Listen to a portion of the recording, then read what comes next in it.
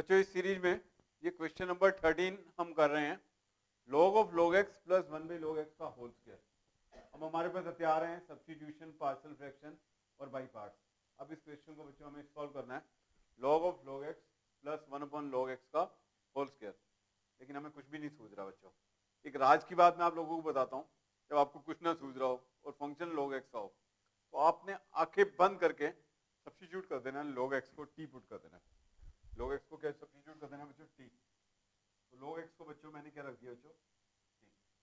log x को क्या रख दिया बच्चों, t। इसको अब हमने डिफरेंशिएट किया विद रिस्पेक्ट टू x, तो dt बाई dx आपका आ जाता है 1/x। लेकिन बच्चों log x को जब हम t रखते हैं ना तो उसका एक राज होता है और उस राज के अकॉर्डिंग चलना है। x जो होता है बच्चों वो e to the power t हो जाता है, ये बात आपने ख्याल रखना है।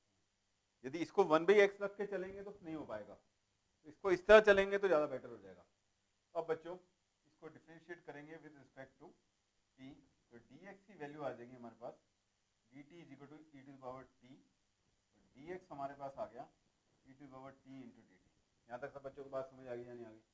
log x को आप t पुट कर रहे हो, यदि उसी को लेके चलोगे तो आप नहीं फंस जाओगे, तो उसको क्या कन्वर्ट कर देना है x equal to e to power t, इसके बाद करना है। अब देखो बच्चों log of t plus 1/t square into e to power t into dt। अब ये क्वेश्चन आपके काबू में आ गया बच्चों। इधर देखो बच्चों, e टू पावर t के साथ जब भी दो फंक्शन होते हैं तो सीबीएसई के अंदर हमेशा ऐसा होता है कि ये क्वेश्चन बड़ा फेमस क्वेश्चन है सीबीएसई का, x ex upon x plus 1 whole square.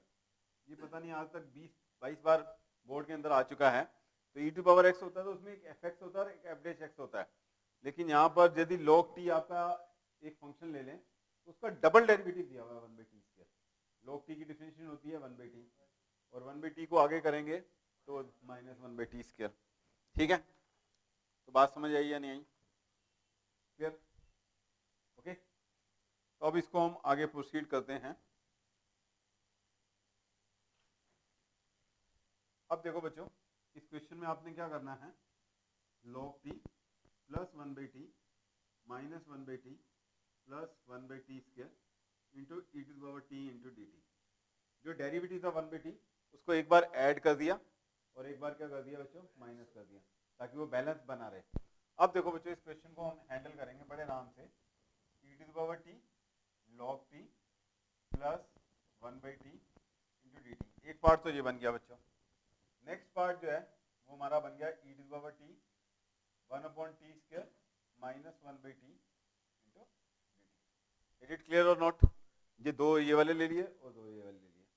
अब इसके अंदर बच्चों इसका फार्मूला आप सीधा भी लिख सकते हैं और करके भी दिखा सकते हैं। इसको भी e to the power x into F X plus F dash X, उसका आंसर आपको मालूम है क्या होता है, e to the power x into F X होता है। और यहाँ पर एफ एक्स आपका log t है और एफ डैश एक्स जो है 1/t है, तो इसका answer e to the power t into log t आएगा ही आएगा।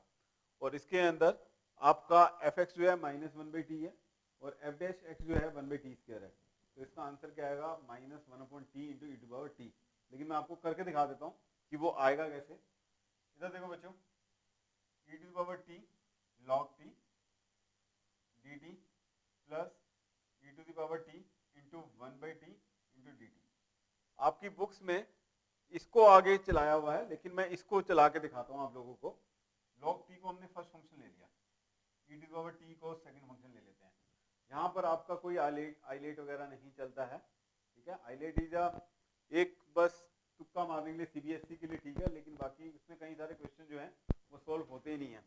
जैसे क्वेश्चन आप किसी से ये पूछ सकते हो x square upon x sine x plus cos x. अब उस टीचर से जाए उस बच्चे से ये पूछो इसमें क्या सब्स्टिट्यूट करेंगे, कैसे किसको फर्स्ट लेंगे किसको सेकंड लेंगे, तो इसका आपको जवाब नहीं दे पाएगा। तो आइलेट सिर्फ टेम्परेरी चीज है और ना देखो उसको एनसीईआरटी में दिया हुआ ना किसी चीज में दिया हुआ है, तो वो आपने बड़े ध्यान से यूज करना है। तो e to the power log t को फर्स्ट फंक्शन लिया बच्चों, बाई पार्ट्स लगाया, integration second e to the power t की इंटीग्रेशन क्या होती है e to the power t, और log t की डिफरेंशिएशन होती है 1/t और e to the power t की फिर इंटीग्रेशन t, और जो आता है फिर उन सबके इंटीग्रेशन। तो आप देखेंगे e to the power t into 1/t ये आपका कैंसिल हो गया और आपका आंसर आ गया log p into E to power T. पहले वाले पार्ट का आंसर आ गया। अब दूसरे वाला पार्ट करना है, इसको आपने बड़े ध्यान से करना है। इसको I1 का नाम दे दो, इसको I2 का नाम दे दो। अब I2 जब हम सॉल्व करेंगे तो e to power t into one by t square minus one by t into d t. इसको बच्चों मैं दूसरे तरीके से करके दिखाता हूँ, ठीक है। अब देखो बच्चों, e to power t into minus one by t d t plus e to power t into one by t square into d t. अब मैं इसके अंदर जो आपकी बुक्स में दिया हुआ उस तरीके से चल के दिखाते हैं। E to power t first function as it is. अब इंटीग्रेशन ऑफ सेकंड करनी है, तो t to the power minus two ऊपर ले गए, माइनस टू प्लस वन क्या होता है माइनस वन। उसके बाद ई टू पावर टी की differentiation E to power T, इसकी इंटीग्रेशन होती है माइनस में माइनस देश, तो माइनस माइनस क्या हो गया जी बच्चों प्लस। तो ये आपका आ गया e to power t upon t into d t minus e to power t upon t plus e to power t upon t into d T.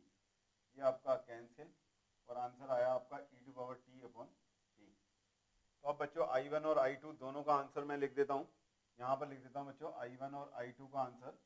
I1 हमारे पास आया था log t into E to power T, तो यहाँ पर था बच्चों C1 और यहाँ पर आंसर आया था प्लस C2 और ये आया हमारा e to power t upon t और C1 प्लस C2। और C1 और C2 जो है एक नया कांस्टेंट देंगे, लेकिन क्वेश्चन जो था हमारा x की फॉर्म में था, तो log t, तो log इसकी जगह हम रख सकते हैं log ऑफ log x और ई टू पावर टी की जगह रखेंगे x अपॉन और इसकी जगह t की जगह log x और C1 प्लस C2 जो है हमें एक नया कांस्टेंट दे देगा बच्चों c। तो दिस इज योर आंसर। तो इस क्वेश्चन के अंदर बड़े सारे कॉन्सेप्ट थे, सब्स्टिट्यूशन वाला भी कॉन्सेप्ट था, उसके बाद बाई पार्ट्स वाला भी कॉन्सेप्ट था और ई टू पावर x के साथ दो फंक्शन होते हैं वो भी था।